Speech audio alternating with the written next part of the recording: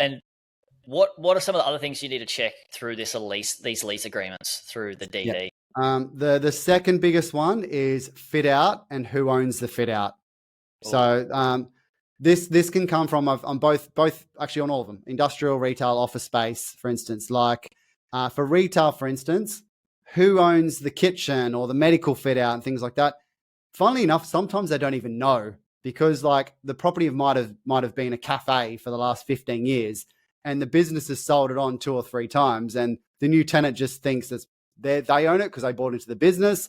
Other times they think it's fixed and they can't take it. So this is a huge area of contention where you might want to keep the fit out, the tenant leaves, and then all of a sudden they take it away. So anytime you buy a new property, kind of get an inventory list and kind of describe, okay, do we own this? You own this.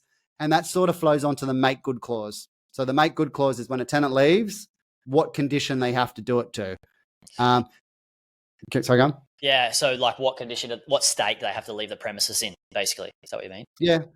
We had one recently where the tenant built the mezzanine area on an industrial, and then the lease was coming to end, and they basically wanted to take it. And we're like, no, we bought this on the premise that we get that square meter rate. That's why we bought it. The mezzanine costs money, quite a lot of money. And their argument was they did it, so they therefore own it, but they didn't stipulate anywhere that they own it, and we were buying it as is condition. So again, these complexities is why I obviously do as a buyer's agent to stop these mistakes happening, because I've seen them before. But there is huge grey zones which you need to be aware of. And so what happens in that situation where they're like, oh no, like we own we own that mezzanine, that part of the property.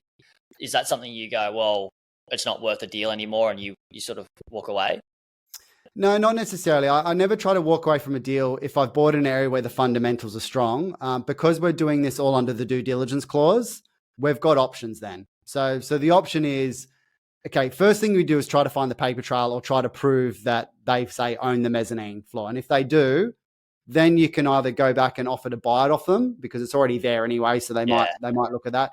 Generally, what we'll do is we'll actually try to get a price negotiation based on that.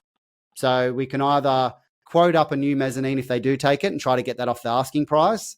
But what normally happens is you'll negotiate the price that the previous owner would have to pay the tenant to leave it, kind of thing. So you try to get a workaround as best you can.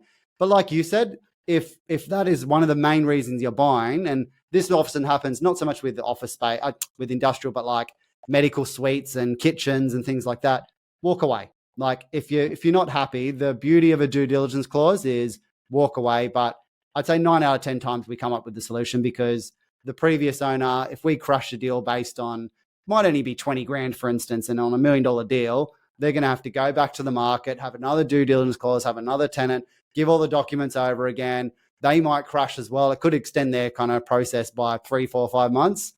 So we normally try to make up a solution, because I know I'm buying in the really tightly held areas. Yeah. You want to make a win-win for everybody. And you've already spent these time and resources on it. Like, what's the point wasting if you can make it work, right? Like that's The hard one is because if I'm buying a property with a really good, strong lease, sometimes they don't actually know. So like that's the problem. Like there'll be a mezzanine and you can ask the tenant like, oh, do you own that? And they go, no, I don't think so. And then you're going to go, well, we need to write a document to say this is part of the sale, because in 10 years time, I don't know, you might sell into another business. And then when they've sold the business, they've told them that they get to keep that. That's theirs. And then they want to take it. So you can get disagreements. And I know I talk about commercial being passive of like, oh yeah, tenant pays for everything. Ownership is probably the biggest one. And that's kind of the headaches. Yeah. Cool. So we've got the tenants, like, obviously maybe they do or don't own part of the building or the fit out.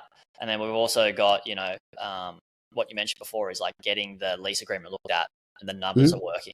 What else is there in like lease agreements that are pretty tricky that could catch, a buyer off guard if they're buying it without the help of a buyer's agent such as yourself?